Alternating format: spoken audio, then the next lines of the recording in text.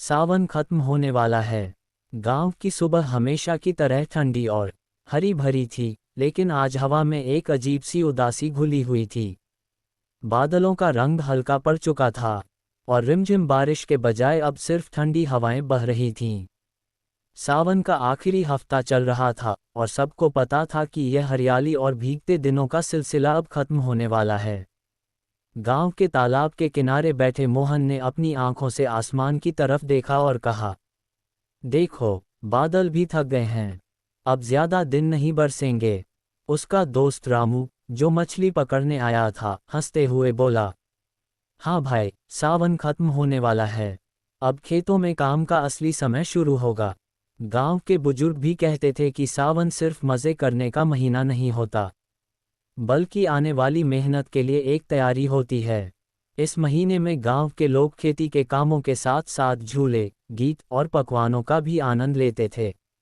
मोहन के घर में भी माहौल कुछ अलग था। उसकी माँ कमला आंगन में बैठी तुलसी को पानी दे रही थी और बुदबुदा रही थी। बस कुछ ही दिन और फिर ये बारिश की ठंडी हवा चली जाएगी। माँ को पता था कि सावन खत्म होते ही घर के मर्द खेतों में सुबह से शाम तक लगे रहेंगे। औरतों के लिए भी रसोई और खेत दोनों का काम बढ़ जाएगा। शाम को गांव में एक मीठी परंपरा थी। सावन के आखिरी दिनों में सब लोग मिलकर सावन विदाई गीत गाते थे। गांव की औरतें रंग बिरंगे लहंगे पहनकर पेड़ों के नीचे झूला झूलती और गीत गाती।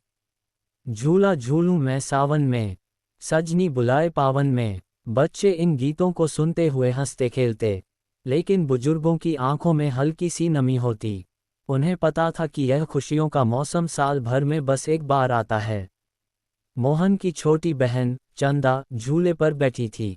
उसने भाई से कहा, भैया, क्यों न हम कल सावन का आखिरी पकौड़ा पार्टी करें। फिर तो बरसात में गरम गरम पकौड़े खाने का मज़ा अगले साल ही मिलेगा।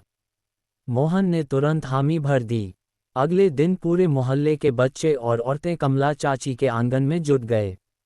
बड़े से तवे पर आलू और प्याज के पकौड़े तलते हुए खुशबू पूरे गली में फैल रही थी। साथ में गर्मा गर्म चाय भी बन रही थी। बरसात की हल्की फुहार पड़ रही थी, मानो आसमान भी इस आखिरी सावन को यादगार बना रहा हो। खाने पीने के बाद सब लोग पुराने दिनों की बातें करने लगे। रामू के दादा ने किस्सा सुनाया, बचपन में तो सावन में हम नदी में कूदकर नहाते थे, फिर कीचड़ में कबड्डी खेलते थे। अब तो बच्चों को मोबाइल से ही फुर्सत नहीं मिलती। सब हंस पड़े, लेकिन मन के अंदर सबको पता था कि वक्त बदल रहा है और सावन की पुरानी रौनक धीरे धीरे फीकी हो रही है। शाम ढलते ढलते आसमान में सुनहरी लाली छा गई। खेतों से आती मिट्टी की महक और पेड़ों पर गाने वाले कोयल की आवाज़ ने माहौल को और भी भावुक बना दिया। मोहन की माँ ने सबको मीठा गुड़ और दूध पिलाते हुए कहा, सावन का असली मतलब है मिलजुल कर जीना, हंसी खुशी बांटना और प्रकृति का सम्मान करना। बारिश सिर्फ फसल के लिए नहीं, हमारे दिलों को भी सींचती है। सब लोग चुपचाप उनकी बात सुनते रहे। सच ही तो था, सावन के बाद भी जिंदगी चलती रहेगी, लेकिन यह मौसम अपने साथ जो अपनापन और ठंडक लाता है, वह अगले साल तक नहीं मिलेगा। रात को मोहन बिस्तर पर लेटा हुआ आसमान की ओर देख रहा था। बादल अब और हल्के हो चुके थे। उसने सोचा, सावन खत्म हो जाएगा, लेकिन इसकी यादें हमेशा मेरे साथ रहेंगी। और अगले दिन से गांव में हल चलने, बीज बोने और मेहनत करने का सिलसिला शुरू हो गया। लेकिन हर किसी के दिल में एक कोना सावन के लिए खाली रह गया, जो अगले बरस फिर भर जाएगा।